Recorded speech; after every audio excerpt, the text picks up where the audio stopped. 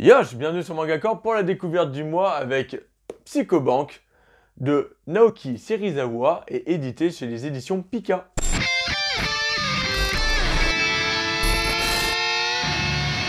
On va suivre l'histoire de Mirai, un jeune lycéen qui a un don pour créer des scénarios ingénieux. Vous le remarquerez très rapidement au début du manga avec le coup monté pour récupérer le portefeuille de son ami. Là où il rappelle que disposer des informations, c'est détenir le pouvoir. Une phrase très importante pour le reste du manga, je pense. Mirai vit avec son père, un chirurgien renommé, qui a la belle vie, qui est optimiste et qui n'a pas de problème de santé. Il se sent très bien dans sa peau et vit avec son fils, tranquillement, il prévoit des petites vacances. Il est bien dans sa tête.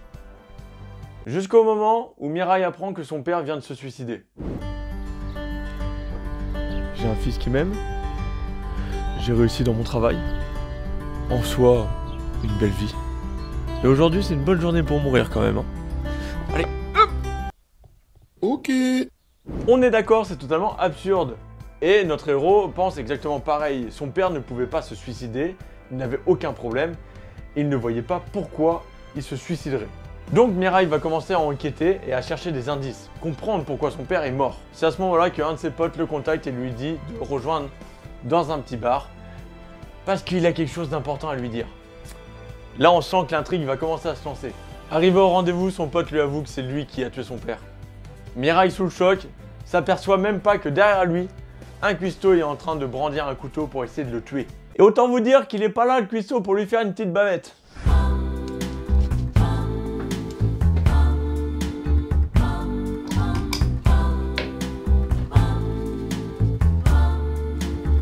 Le repas se passe bien, monsieur, je vais vous aider, attendez, regardez.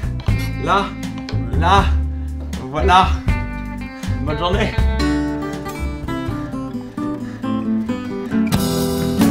Dans un élan d'héroïsme, son pote se sacrifie en utilisant ses pouvoirs de télékinésie grâce à une mystérieuse carte. On a un perso qui utilise un pouvoir de télékinésie grâce à une carte.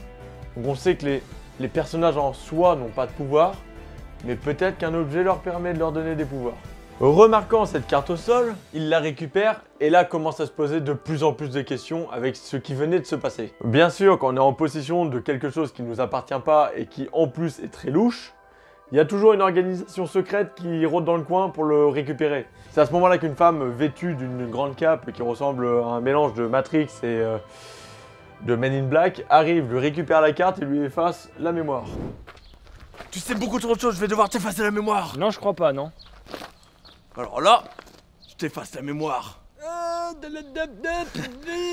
Merde, je lui ai un peu trop effacé la mémoire, maintenant c'est un débilement. Comme ça c'est fait. Notre Mirai a totalement la tête dans le cotard et ne se souvient plus de rien. Enfin, qui concerne tout ce qui est cartes, meurtre et tout.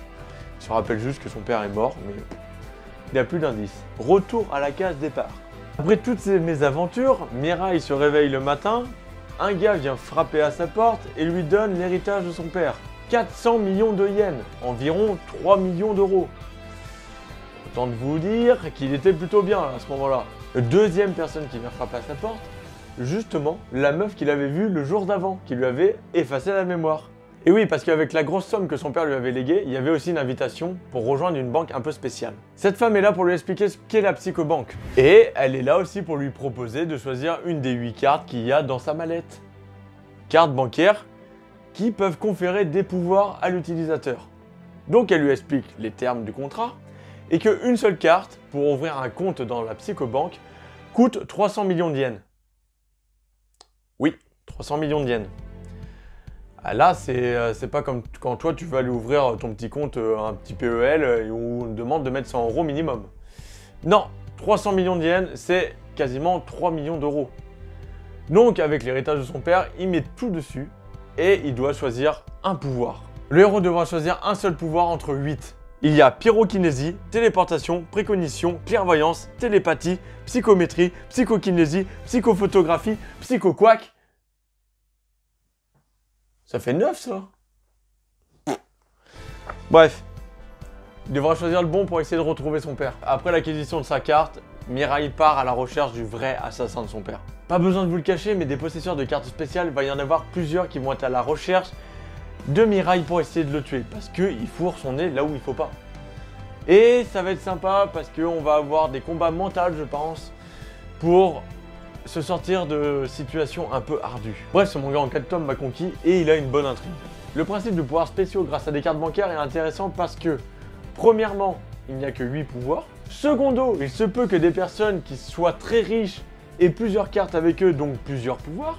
Et pour finir, la restriction d'utilisation du pouvoir, parce que utiliser son pouvoir consomme énormément d'argent. Donc, la banque fonctionne d'une certaine façon. Vous pouvez hypothéquer votre vie, mais quand vous avez vraiment plus d'argent et que vous avez déjà hypothéqué votre vie, et que vous utilisez les dernières sommes que vous avez sur votre carte et sur votre compte, vous mourrez.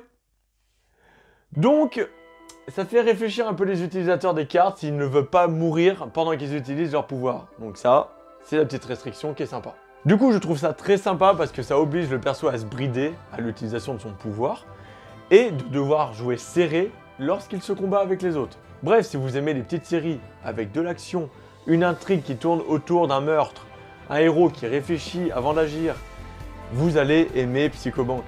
C'est une petite série, vous prenez pas de risque. 4 tomes, c'est plutôt cool. Et logiquement, il y a des bonnes fins. En plus de ça, le dessin, il est très beau, il est réaliste. Et c'est plutôt cool.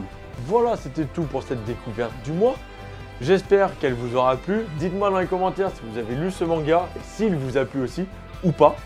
On peut en parler dans les commentaires. Moi, ça me fait toujours plaisir de vous répondre. On se retrouve bientôt sur Manga Corp pour une nouvelle vidéo. Yosh!